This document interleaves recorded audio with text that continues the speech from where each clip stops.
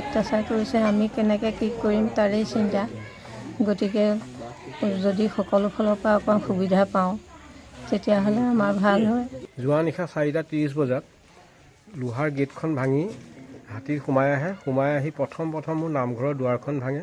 তাৰপিছতে আহি মোৰ গ্ৰিলখন ভাঙে। গ্ৰিল ভঙাৰ পিছতে মোৰ দোকানৰ ৱালখন ভাঙে। তাৰপিছত আপোনাৰ মেইন ঘৰৰ ড্ৰয়িং ৰুমৰ খিৰিকী আৰু ৱালৰ সৈতে ভাঙে আৰু বেডৰুমৰ মাৰ বেডৰুমটোৰ দুৱাৰৰ খিৰিকীৰ ৱালৰ সৈতে ভাঙে। হাতীটোৱে ইমানেই অত্যাচাৰ কৰে যে অকল মানে খেদিব পৰা নাই। তাৰপিছত একো নাপায়, শেষত যেনিবা ওলাই গ'ল আৰু বিস্তৰ ক্ষতি হৈছে। আৰু ইয়াৰ থ্ৰুৱেদি মই প্ৰশাসনক এটাই অনুৰোধ জনাওঁ, যি হৈ গ'ল অকণমান যাতে আৰ্থিক দিশটোৰ ফালৰ পৰা সহায় কৰে।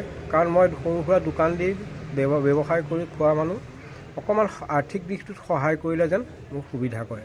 খবৰ তেখেতসকলক কেনেকৈ পালে নাজানো। হাতী যোৱাৰ পিছত তেখেতসকল আহি টৰ্চটো মাৰি চাই পেলাই আমি আকৌ অহাকালি আহিম বুলি গুচি গ'ল। কিন্তু বৰ্তমান সময়লৈকে তেখেতসকলৰ কোনো অহা নাই।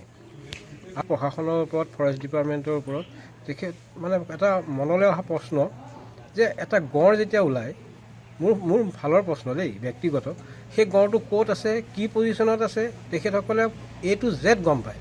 কিন্তু এটা হাতী যেতিয়া সোণাৰী গাঁও, কামাখ্যা গাঁও, নাম কামাখ্যা গাঁও, গোটেই বিস্তৰ অঞ্চলত ঘূৰি ফুৰিব পাৰে, তেখেতসকলে হাতীটো ক'ত আছে, কেনেকৈ প্ৰটেকশ্যন দি ৰাখিব লাগে, মানুহখিনিক কেনেকৈ প্ৰটেকশ্যন দিব লাগে, তাৰ বিহিত ব্যৱস্থা ল'ব নোৱাৰে কিয়? মোৰ এইটো ডাঙৰ প্ৰশ্ন। এই প্ৰশ্নটো যদি উত্তৰ মানে মই নিজেও বিচাৰি পোৱা নাই আৰু সেইকাৰণে তেখেতসকলক সুধিছোঁ, তেখেতসকলে বিচাৰি নাপায় কিয়? এটা হাতীয়ে যদি প্ৰটেকশ্যন দি ৰাখিব নোৱাৰে, জাক হাতী আহিলে তেখেতসকলে কেনেকৈ প্ৰটেকশ্যন দিব? আৰু আচৰিত কথা, এটা গড় কোন অঞ্চলত কি চিটুৱেশ্যনত কেনেকৈ আছে তেখেতসকলে প্ৰটেকশ্যন দি থাকিব পাৰে, কিন্তু হাতীটো কিয় নোৱাৰে? হাতীটো এটা গড়তকৈ বিশাল ডাঙৰ বস্তু। আৰু তেখেতসকলে যদি ইচ্ছা কৰিলেহেঁতেন ধুনীয়াকৈ খেদি নিৰাপদ জেগাত হাতীটো অৱস্থান কৰাব পাৰিলেহেঁতেন, গাঁৱৰ মানুহখিনি, ৰাইজখিনি, দুখীয়া ৰাইজখিনি সহায় পালেহেঁতেন।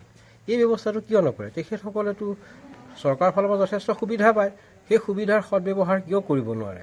এইটো মোৰ প্ৰশ্ন। আজি মোৰ ঘৰখনেই নহয়, বিস্তৰ অঞ্চলত খেতি পথাৰৰ পৰা আদি কৰি বিস্তৰ ক্ষতি সাধন কৰিছে। তেখেতসকলে কিয় ব্যৱস্থা নলয়? নিয়ম মাফিক আহিব, কাম বন কৰিব, কৰি মেলি ন্যূনতম কাৰোবাক সাহায্য কিবা এটা দিব, সেয়াই তেখেতসকলৰ কৰ্ম নেকি? মোৰ এইটো ডাঙৰ প্ৰশ্ন।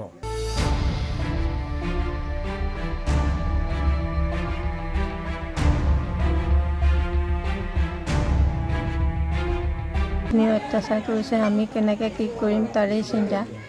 গতিকে যদি সকলো ফালৰ পৰা অকণ সুবিধা পাওঁ তেতিয়াহ'লে আমাৰ ভাল হয়।